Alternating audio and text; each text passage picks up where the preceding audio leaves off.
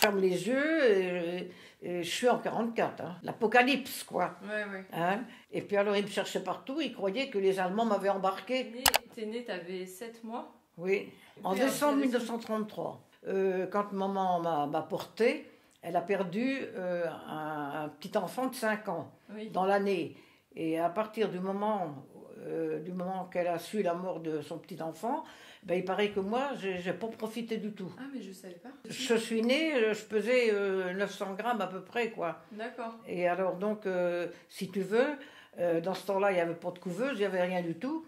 Et alors on m'a mis dans une boîte à chaussures avec des briques tout autour. Des briques chaudes? Des briques chaudes tout autour. Ah bon? J'étais dans une boîte en papier, dans une boîte à chaussures, avec du coton tout autour. Du coton. J'ai réussi À survivre, en fait. Ben oui, à survivre. Oh. J'étais longtemps un petit bébé, quoi, si tu veux. Il paraît que quand on m'emmenait à la mairie de Chanu pour me faire vacciner, alors maman, elle m'a amené dans les bras, mais elle me laissait marcher. Puis dit, mais vous n'allez pas mettre le bébé par terre?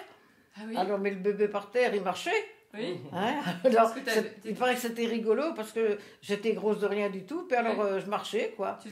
Justement, quand ta mère, donc tes parents, ils étaient italiens, ils sont arrivés en tant qu'immigrés en France. Ah bah, c'est-à-dire que comme je suis née en 1933, la guerre a été déclarée en 1939, j'avais 6 ans. T'avais 6 ans. Donc j'ai vécu toute la guerre, sans la vivre quand même, parce que bon, nous, on ne se rendait pas compte qu'on était en guerre. Hein. Oui, pourquoi? Hein, bah, parce que malgré tout, on ne manquait de rien, quoi. D'accord. Hein, c'était succinct, tu sais, tout ce qu'on avait à manger, tout ça, on mangeait toujours la même chose. Hein. D'accord. Hein, on mangeait de la soupe et de la salade. Hein. Hein. Et tu voyais quand même, t'entendais des bombes? Ah ben non, c'était plus tard, ça. D'accord. Ah oui. Et la période où il y a eu les Allemands, justement? Ah ben la période des Allemands, quand ils sont arrivés là, ils sont arrivés en 44. Oui, hein, ça défilait. Plus âgé déjà? Bah oui, en 44, j'avais 11 ans déjà. 11 ans, oui. Bah oui. Et là, je me souviens comme si c'était aujourd'hui. C'est-à-dire que je ferme les yeux et je suis en 44, hein, dans ma tête, moi. Ah ouais? Ah oui, incroyable. Et la première fois que tu les as vus, tu as vu des chars arriver, non, ce qu'on voyait souvent, nous, c'était les ambulances avec les morts, les blessés, et tout ça qui descendait. Hein. Et ils s'arrêtaient souvent à côté de chez nous parce qu'il y avait un bistrot. Okay. Et alors, il y a des ambulances qui arrêtaient. Et on voyait des hommes qui étaient entassés, dont les jambes dépassaient des camions, des camionnettes et tout. Il faut voir ce qu'on a vu pendant la guerre. Nous, hein. Qu'est-ce que ça a changé dans ton quotidien en tant qu'enfant de voir la guerre? Ben, qu'est-ce que tu avais dans ta tête? Qu'est-ce que tu te disais? Est-ce que ça va s'arrêter? Non, mais on vivait ça comme si c'était notre quotidien. Ouais. Comme si c'était... comme ça, quoi. Ouais. Hein? Mais bon, c'était... Ce qui était plus dur à vivre, ben, c'était que mon père a été, comment dirais-je, un petit peu déporté parce qu'on avait été... Il n'a pas été déporté, mais il était en prison parce que maman avait été chercher des petits juifs à Paris et on élevait des petits juifs. On avait 3 petits juifs à la maison. Et comment, elle, en Normandie... a eu l'information qu'il fallait aller sauver des enfants juifs? Eh ben c'est parce qu'il y avait une dame de Paris qui avait amené une de ses filles à Saint-Cornier. Oui. Hein, en nourrice. D'accord. Une juive de Paris avait amené une de ses filles à Saint-Cornier. Et alors à ce moment-là, si tu veux, les gens disaient, mais ceux qui veulent bien en prendre, ben, il y en a tout plein. Oh. Alors donc, mes parents en ont pris 3. D'accord. Et le frère, la sœur et une autre petite fille. Donc comment elle t'a expliqué ça, toi? Elle est partie un jour, tu l'as vue partir en bus à Paris? Enfin, comment ça s'est passé? C'est-à-dire qu'un jour, elle a pris le train à la gare de Flers avec une autre dame. Oui. Et puis, elles sont parties à Paris, mais enfin sur connaissance quand même. Elles avaient des connaissances par une dame de Saint-Cornier qui avait de la famille à Paris et qui avait des juifs... pas loin de chez eux, quoi, et tout ça, et qui cherchaient justement à placer leurs enfants pour les préserver de la guerre, quoi, pour ne pas qu'ils soient déportés. Bah oui, et comment elle a fait pour les ramener? Parce qu'à l'époque, ils avant la croix. Ils sont revenus, ils l'ont tout enlevé, ils sont revenus comme toi et moi de Paris. Ouais. Hein. D'accord. Et alors, ils sont restés pendant au moins 3-4 ans là chez nous. 3-4 ans Ils ont, ben oui, ils allaient à l'école à Saint-Cornier et tout. Hein. D'accord. Ben oui. Et un jour, vous vous êtes fait balancer par des Eh gens? ben, c'est-à-dire que mon père a été balancé par des gens, et puis alors, bon, ben, Je savais pas que c'était 3-4 ans. eh ben, hein, Ouais, ils l'ont mis en prison. Ouais. Ils l'ont mis en prison à Domfront, parce qu'il avait... parce qu'on avait été chercher des juifs, quoi. D'accord. Toi, t'en parlais à l'école, tu disais quoi? Que c'était Ben, tes frères et non, sœurs, pas tu spécialement. mentais, Ben, on allait à l'école tous tout le monde ensemble. le savait que c'était Ben oui. des juifs, pas de votre famille. Non, c'est-à-dire qu'on ne se rendait pas compte de ce que ça voulait dire d'être juif, nous. Oui. Hein, Ouais. c'est des enfants qui venaient en nourrice chez nous, quoi. Mm. Hein, voilà, mais si, on savait que c'était des juifs quand même. Mais Hein. ils faisaient vraiment partie de la famille. Oh, ben, ils étaient mieux vus de papa et maman de nous autres. Jamais Ah ouais. jamais ils pouvaient faire des bêtises, ils n'avaient jamais une claque. Hein. Rien du tout. Et ils n'étaient pas obligés de sarcler le jardin, ni de nettoyer, Ah. ni de balayer la cour, hein, rien du tout. Hein. Ils avaient un traitement de faveur. Ah ben, ils avaient un traitement de faveur. Hein. D'accord. Ah ben oui, parce que c'était comme ça. D'accord. Et puis bon, ben voilà, donc un jour, qu'est-ce qu'on voit arriver? Les gendarmes de Chanut. Et puis alors, on demande, mais qu'est-ce que vous venez faire? Enfin, Ils ont bon, tapé bref. à la porte?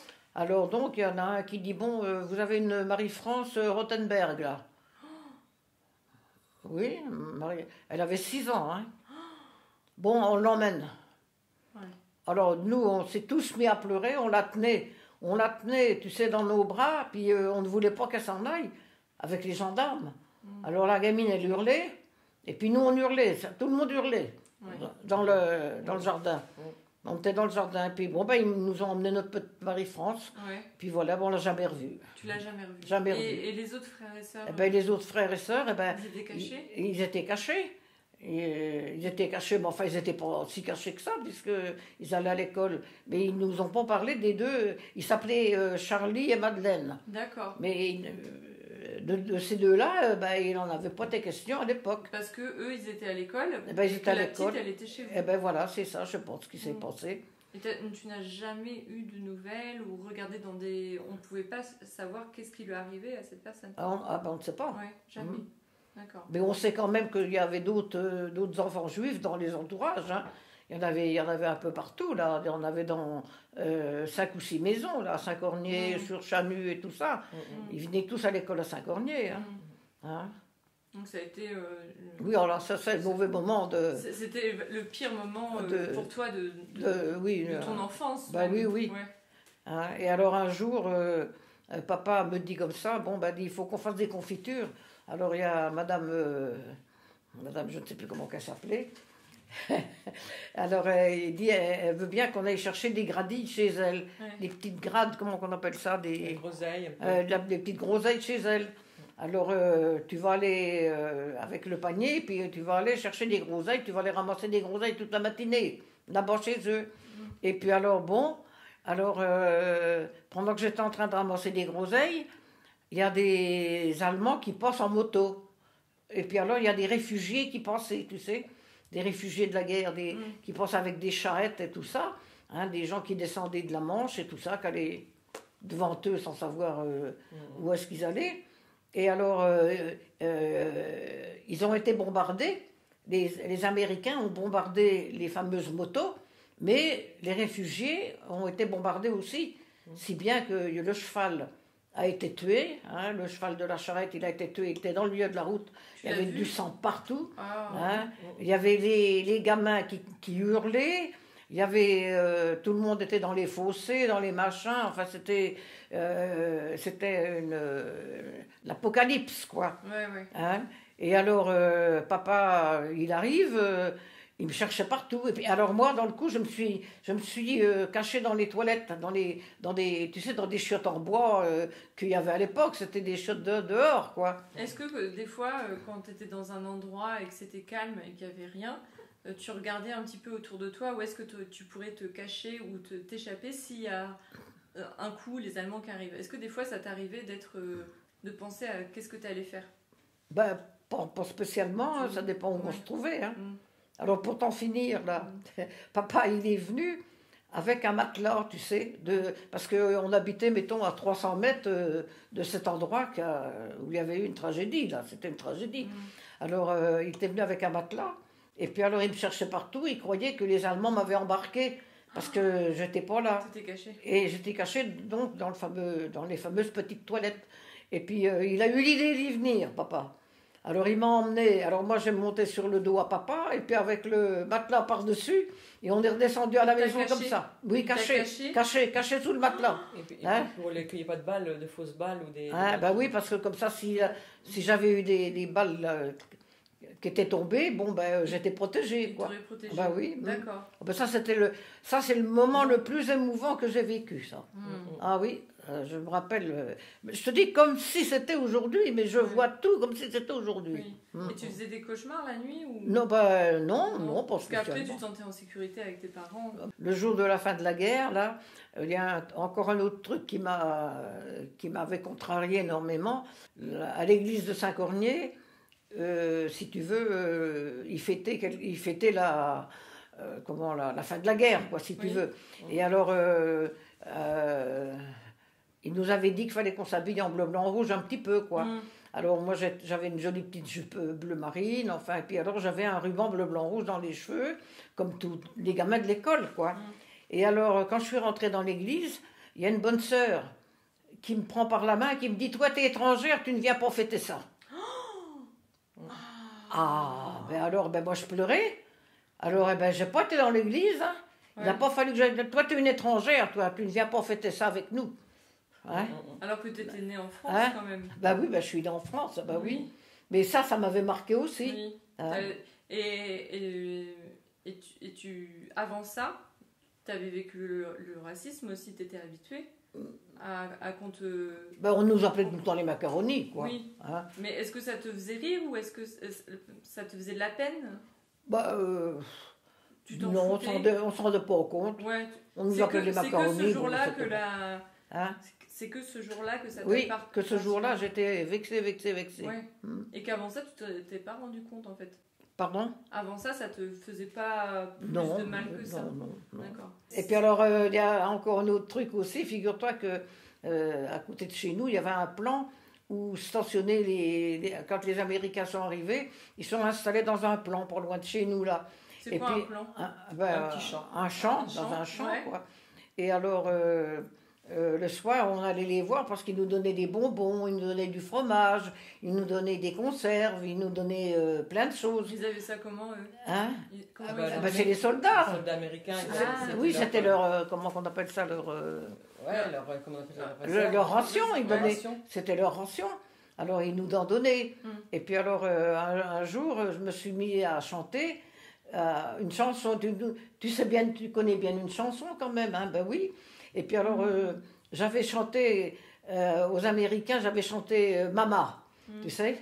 C'est une chanson italienne, tu sais, qui est un peu poignante, cette chanson-là. Je l'avais chantée en italien devant les Américains. D'accord. Et ils s'étaient mis tous à pleurer, les gars. Oui. C'est quoi l'air? C'est quoi l'air? Mamma son tanto felice quando ritorno da te. La mia canzone ti dice che è il più bel giorno per me. Mamma son tanto felice quando ritorno da te, mamma. Voilà. Ah bah, va me faire pleurer aussi.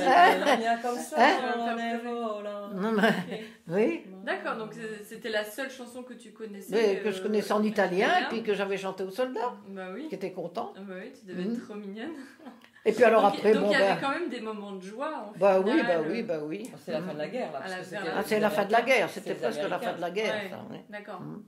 Bon, après, je suis allée au collège à Saint-Rémy, à Tingebray. Hein. J'allais en vélo tous les matins, Oui. hein, qu'il pleuve, qu'il vente, qu'il neige. Hein. Et à l'époque, les filles ne portaient pas de pantalon. Oui. Et ben, ma mère, elle m'avait fait un pantalon Ouais. pour que j'aille en vélo à Tingebray à l'école, Oui. au lycée. Mon cahier, de la première page à la dernière page, 20 sur 20 tout le temps. Ah d'accord. La liberté, c'est de faire ce qu'on veut, quoi, un petit peu. Hein. Je me suis imposée un peu partout, de façon à ce qu'on ne m'écrase pas, quoi. Je me suis mariée avec André, au grand regret de mes parents. Hein, parce que mes parents ne voulaient surtout pas de cet homme-là. D'accord. Donc ça, c'était un début de liberté pour toi. J'écoutais personne, voilà. On faisait ce qu'on avait envie de faire, et puis c'est tout. La liberté, pour moi, c'est de faire ce qu'on a envie de faire. Ce qu'on peut faire. Parce qu'il y a des fois, on a envie de faire des choses, mais on ne peut pas les faire. Et l'argent prend une place importante, parce que... Tu sais, de l'argent, quand il y en a, c'est bien. Quand il n'y en a pas, c'est pas bien. Oui, hein? Ça, je suis d'accord. On a repris une affaire qui marchait un peu mieux, quoi. Ah, d'accord. Ouais. Et alors, quand cette affaire-là qu'on a repris là, comme ça marchait mieux, bon, c'est vite revenu. Oui, on a énormément, si tu veux, voyager après, quoi. Oui. On est allé en Argentine, on n'était pas malheureux, quoi. Ouais. On n'était pas malheureux. Et jalousé. Jalousé? Énormément. Et comment? Ça te touchait? Que les gens non. Non, tu t'en foutais? Tu les laissais parler? Il faut laisser parler les gens, hein, et puis c'est tout, hein. Bah oui. Les gens, c'est des gens, hein. Tu es le plus heureuse dans ta vie? C'est pas gentil ce que je vais dire. Bah vas-y. Hein? Moi, j'étais heureuse quand j'avais pas mon bonhomme. Quand j'étais en vacances toute seule avec mes gamins. D'accord. Donc ça, là, c'était le bonheur assuré. Absolu. Okay. Parce que je n'entendais pas. Parce que tu n'entendais pas d'histoire. Pas d'histoire. Et tout ça, j'étais contente. Quand j'avais mes 2 petits gamins, que j'étais au bord de la mer, pour moi, c'était le bonheur absolu. Ah oui? M'habiller. Bien t'habiller. Oui. Qu'est-ce que tu as fait tous les jours, pratiquement dans ta vie de femme, jusqu'à aujourd'hui, que tu fais encore tous les jours? Par exemple, je sais que tu te mets toujours de la crème sur les coudes. Des trucs comme ça, je sais que tu le fais tous les jours, mais tu as des petites habitudes comme ça où tu partais marcher tous les jours sans te poser de questions? Oui, là, marcher, ça m'a pris il y a longtemps. Hein. Moi, j'avais, je sais pas, c'était pas longtemps après que j'étais mariée et tout ça, j'adorais me promener. Hein, je faisais des kilomètres et des kilomètres à pied tout le temps, parce que ça me vidait la tête, tu comprends? Ah oui, et toute seule. Hein. Toute seule? Toujours toute seule, oui.